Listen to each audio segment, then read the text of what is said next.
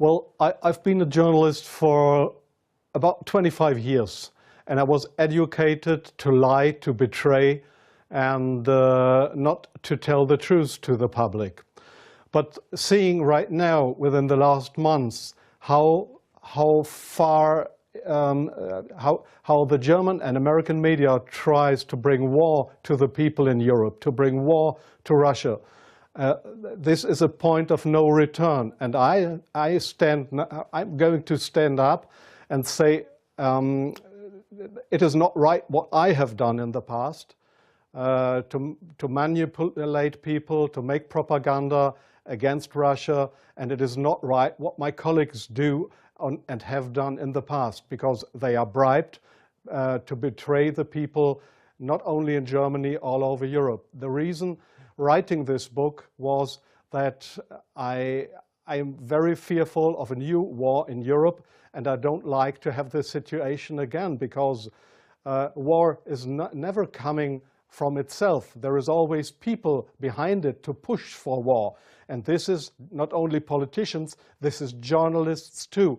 And I just have written in the book how we have betrayed in the past our readers just to push for war, and because I don't want this anymore. I'm fed up with this propaganda. We live in a banana republic and not in a democratic country where we have press freedom, where we have human rights.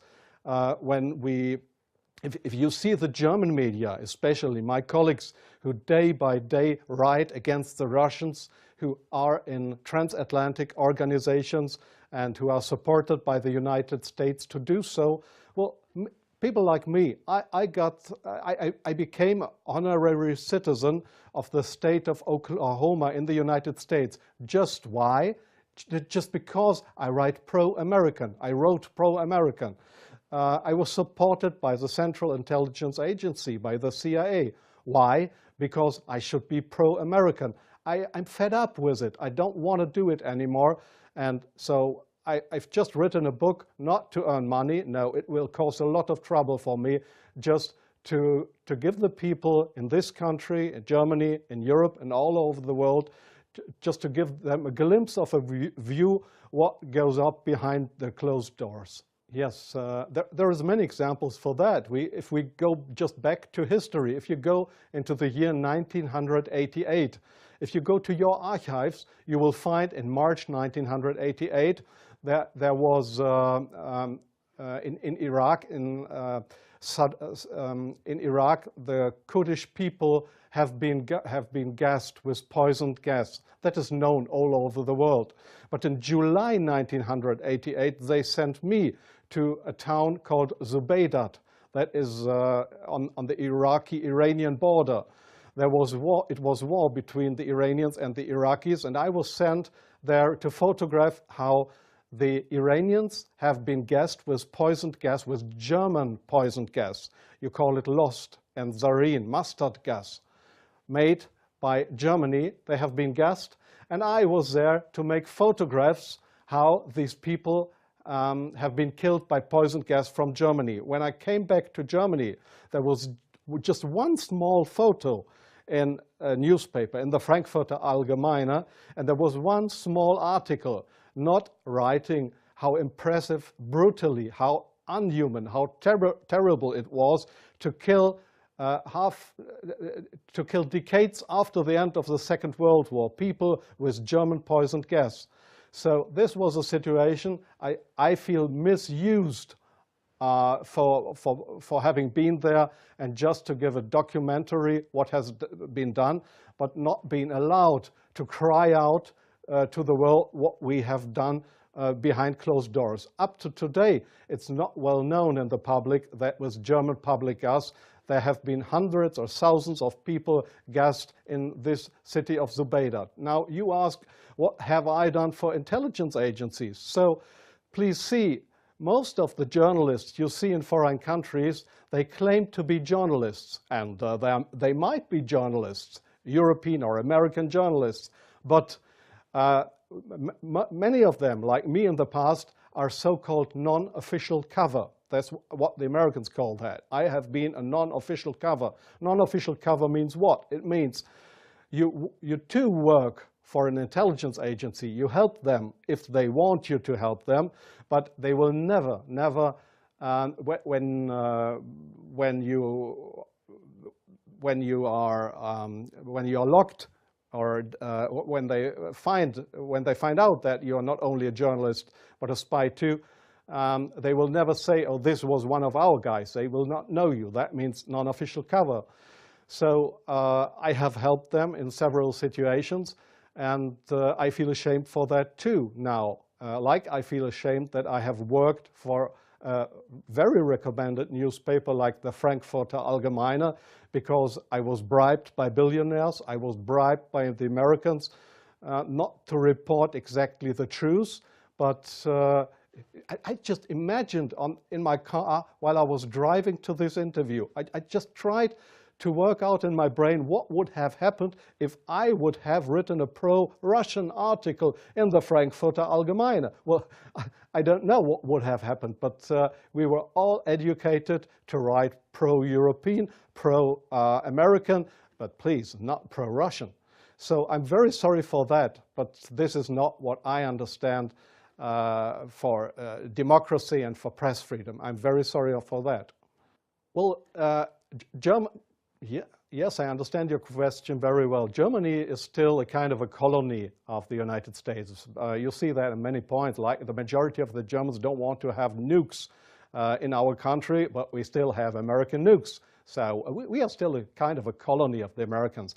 And being a colony, it is very easy to approach young journalists through what is very important here is transatlantic organizations.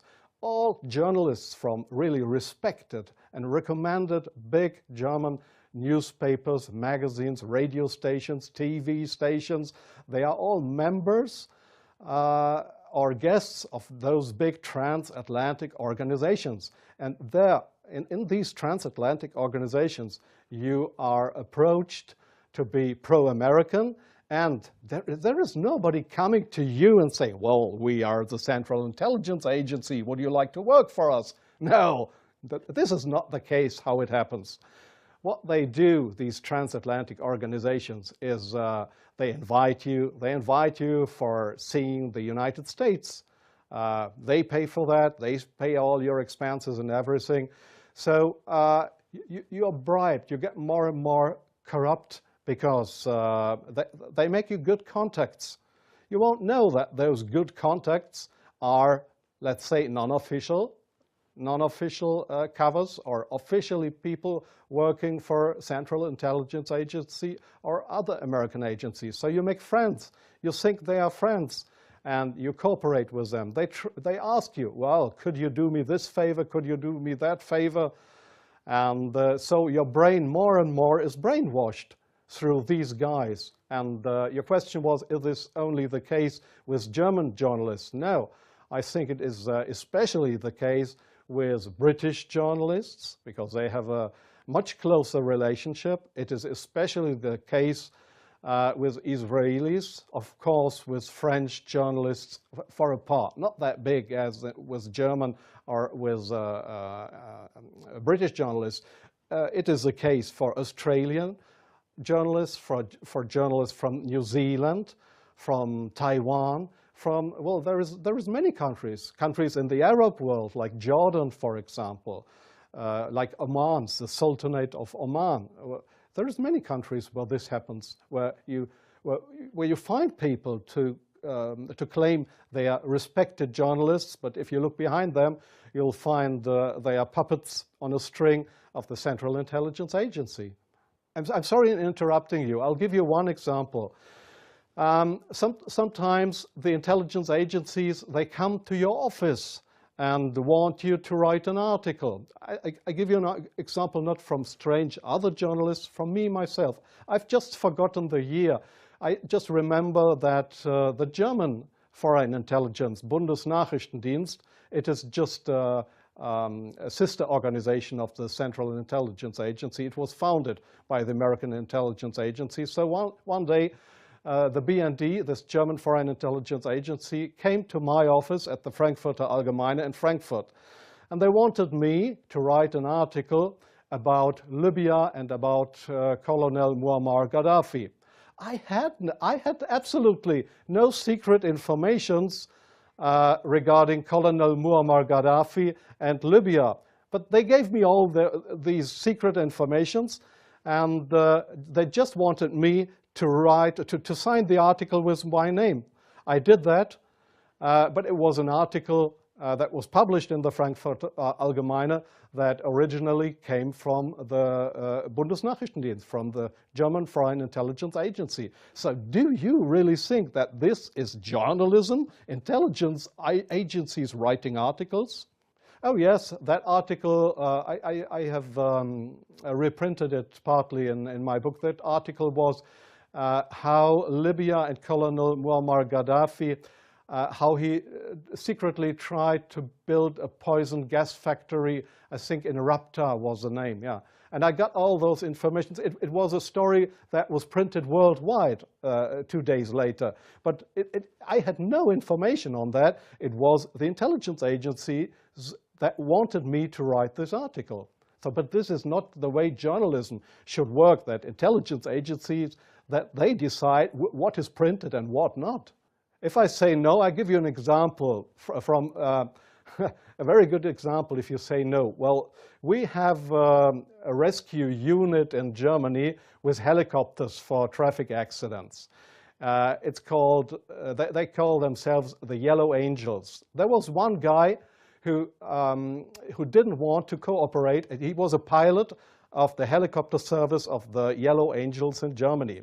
This guy said no to the Foreign Intelligence Service, Bundesnachrichtendienst, when they approached him and wanted him as a non-official cover to work for the German Foreign Intelligence Agency, under, just to pretend to be somebody from the Yellow Angels. So what happened was that he lost his job.